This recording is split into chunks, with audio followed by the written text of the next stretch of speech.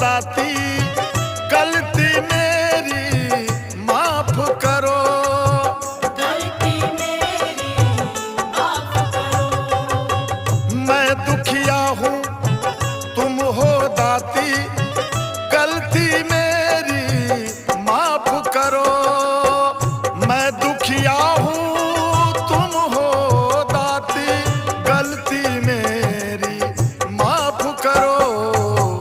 हाथ दया का सर पे रख दो, हाथ दया का सर पे रख दो, कष्ट मिटाने आए हैं।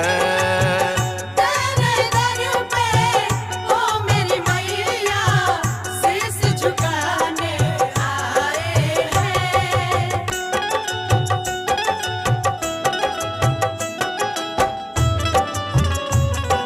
सिरों वाली जय जय माँ,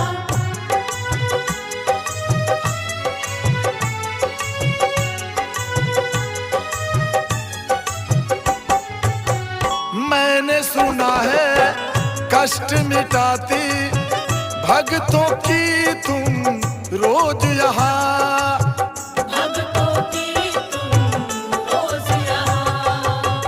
मैंने सुना है कष्ट मिटाती भक्तों की तुम रोज यहाँ, मैंने सुना है कष्ट मिटाती भक्तों की तुम रोज यहाँ।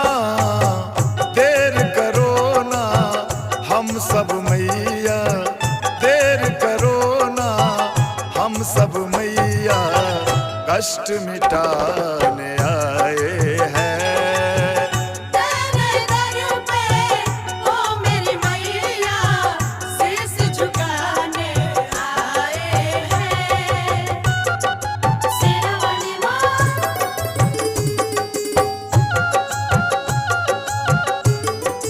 जुदा वाली माँ,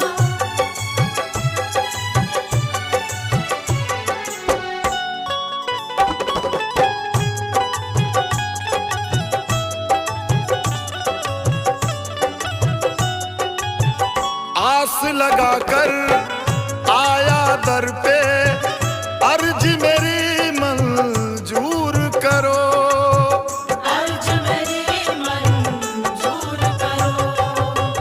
आस लगाकर आया दर पे, अर्ज मेरी मंजूर करो, आस लगा के आया दर पे, अर्ज मेरी मंजूर करो, कर दो कृपा माँ अपने सिवा पे, कर दो कृपा माँ अपने सिवा पे, गीत सुना